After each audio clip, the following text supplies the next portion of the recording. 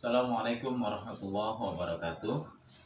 Anak-anakku yang berbahagia, gimana hari ini? Apakah masih sehat semua? Alhamdulillah. Mudah-mudahan keluarga 5C, 5B, dan 5A tetap diberikan sehat, keberkahan, dan juga orang tuamu sehat dan juga bisa beraktivitas. Mari sama-sama sebelum kita mulai, kita bacakan surat Al-Fatihah. Mudah-mudahan apa yang menjadi niat kita, apa yang menjadi harapan-harapan kita, dan keinginan kalian, cita-citanya bisa tercapai. Dan pada pertemuan ini Bapak ingin jelaskan, mudah-mudahan kalian semua bisa mencerna dan juga bisa memahami apa-apa yang Bapak sampaikan. Bismillah wa biridha bihadhihi niyah. Al-Fatihah.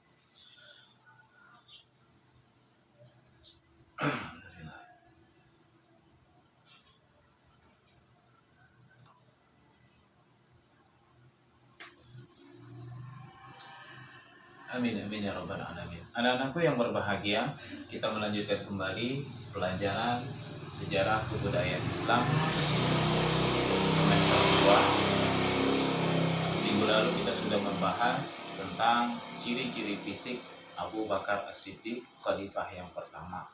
Maka pertemuan pada kali ini adalah meneruskan bab atau perjalanan hingga pengangkatan Abu Bakar As-Siddiq menjadi khalifah. Baik, Bapak ingin kilas ulang sebentar agar kalian memahami apa sih Muhajirin, apa juga dan Ansor dan lain sebagainya. Baik, Nabi Muhammad lahir di kota Mekah. Lalu karena di kota Mekah tidak diterima, maka Rasulullah dan para sahabat hijrah ke Madinah. Nah, orang yang ikut hijrah bersama Nabi ke kota Madinah dinamakan Muhajirin. Jadi orang yang ikut hijrah bersama Nabi meninggalkan kampung halamannya untuk berdakwah, untuk mempertahankan agama Islam disebut Muhajirin. Baik.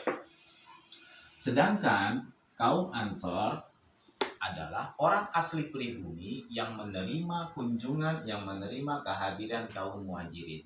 Sederhananya adalah Muhajirin adalah kaum urbanisasi, orang yang berpindah. Ansor adalah asli orang pribumi. Nah, dari sini sudah ya. Baik. Di kota Madinah, Islam berkembang, berdirinya sebuah masjid sebagai tolak ukur, sebagai benteng untuk berdakwah Nabi Muhammad SAW. Nabi Muhammad selama 20 tahun lebih berdakwah agama Islam, tepatnya 63 usianya beliau wafat. Maka tongkat kepemimpinan umat Islam diambil alih oleh khalifah. Khalifah berarti pengganti. Khalifah yang pertama adalah Abu Bakar As-Siddiq, Umar bin Khattab, Utsman bin Affan, dan Ali bin Abi Thalib. Kita akan bahas dulu tentang Abu Bakar. Abu Bakar kecil dikatakan dipanggil Abu Ka'bah, Abu Kuhafa. Maka Abu Bakar adalah pemberian dari Nabi Muhammad SAW setelah beliau masuk Islam. Abu Bakar termasuk orang yang ashabikul awwalun, orang-orang yang pertama sekali memeluk agama Islam. Setelah Rasulullah menyampaikan dakwahnya, lalu seketika itu juga Abu Bakar memeluk agama Islam. Baik, perlu kita cermati sedikit. Abu Bakar dan Rasulullah itu adalah sebagai mertua. Kenapa? Abu Bakar mempunyai putri bernama Aisyah. Aisyah inilah yang dinikahkan kepada Nabi Muhammad. Maka Nabi Muhammad memanggil Abu Bakar sebagai ayah atau mertua. Baik, sudah dari sini. Nah, ketika Rasulullah di hari itu wafat, tepatnya 12 Rabiul Awal 11 Hijriah, di saat Rasulullah sudah wafat dan jasadnya belum dikebumikan, maka ada perdebatan yang sangat serius untuk menggantikan kepemimpinan. Disinilah ada ambisi untuk meneruskan tongkat kepemimpinan. Maka ada pertemuan di Sakifah Bani Sa'idah. Sakifah ini adalah kalau sederhananya ruangan untuk bertemu, rapat, ruangan pertemuan, tetapi secara sepihak. Sakifah ini adalah rumah Bani Sa'idah. Mereka bertemu di sini secara sepihak, hanya kaum Ansar saja. Bahwasanya Rasulullah wafat, maka yang berhak untuk menggantikan kepemimpinan cuma kaum Ansar, yang lain tidak. Maka di sini pertemuan Sakifah membahas siapa orang yang memimpin menggantikan kepemimpinan umat Islam. Maka kaum Ansor mencalonkan Sa'ad bin Ubadah.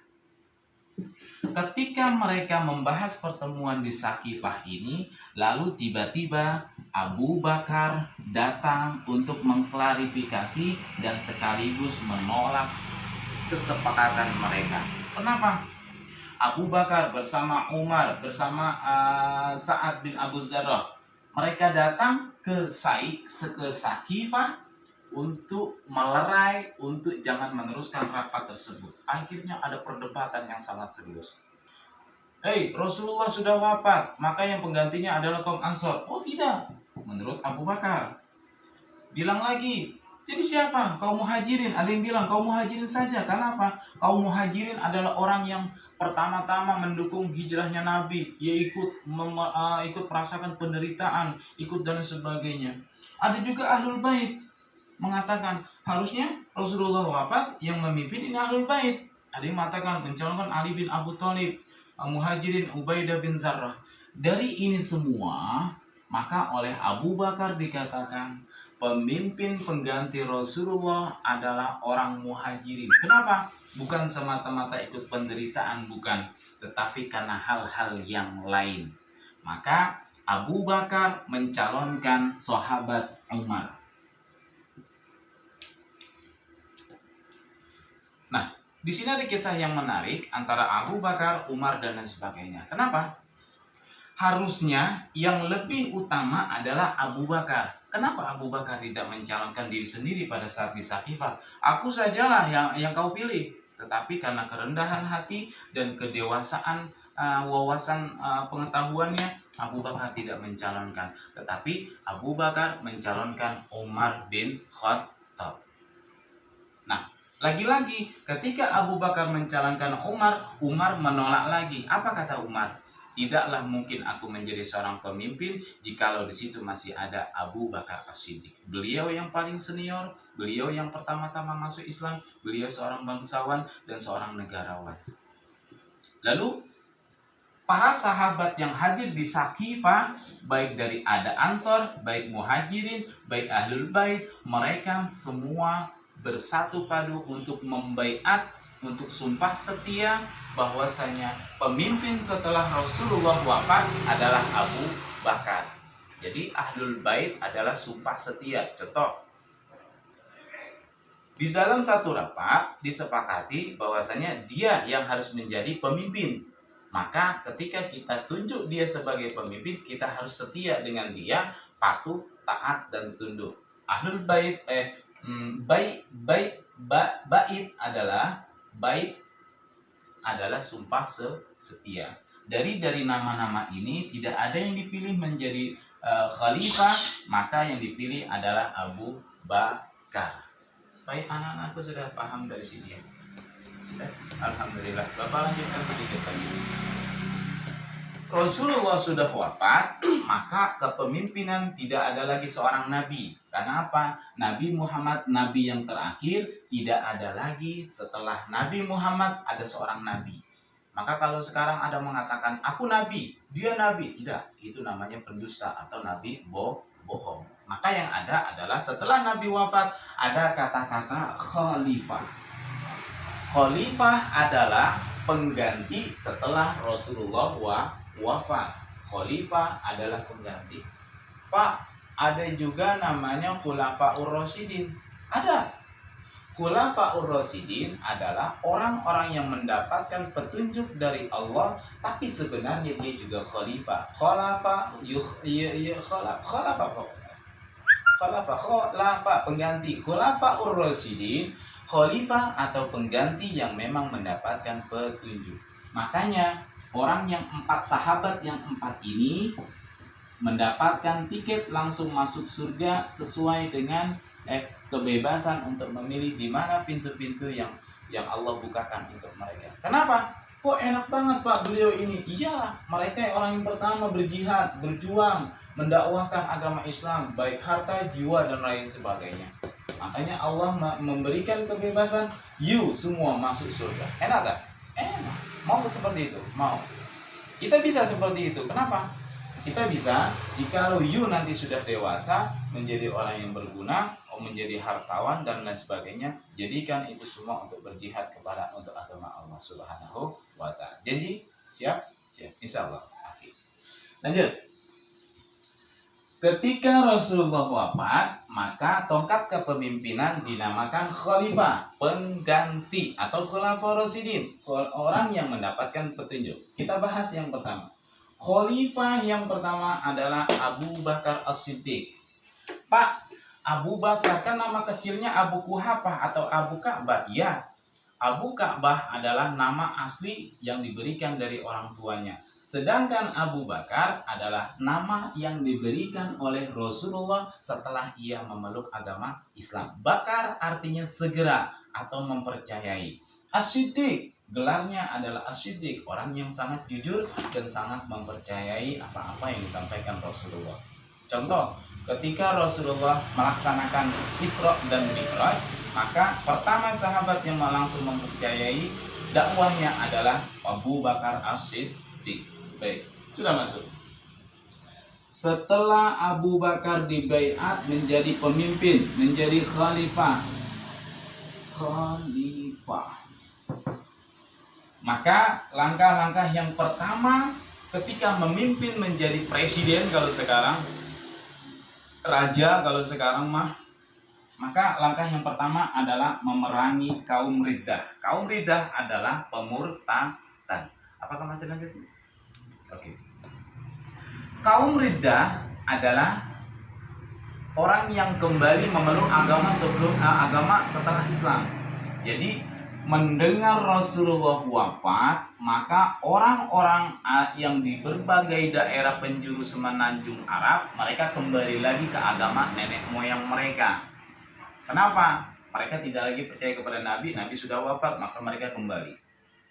Nah, tugas Abu Bakar adalah ketika Rasulullah sudah wafat, Abu Bakar menjadi khalifah, maka langkah pertama memerangi kaum Riddah atau kaum murtad. Abu Bakar mengutus orang-orang sahabatnya untuk mencari siapa saja orang yang keluar dari Islam.